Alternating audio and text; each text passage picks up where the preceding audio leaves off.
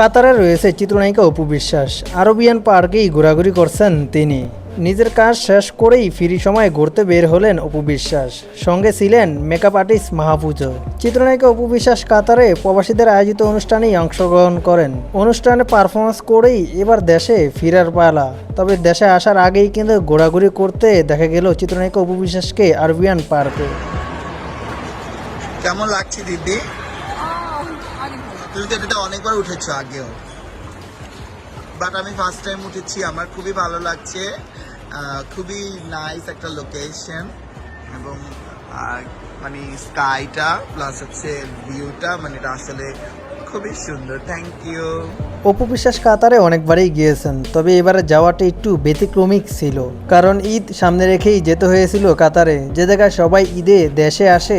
উল্টাটা হয়েছে অপু বিশ্বাসের ক্ষেত্রে। তবে আজই ফিরছেন দেশে এই অভিনেত্রী। দেশে এসেই আবরাহান খান জয়কে নিয়ে শাকিব খানের বরবাদ সিনেমা দেখবেন বলে জানান ইনি।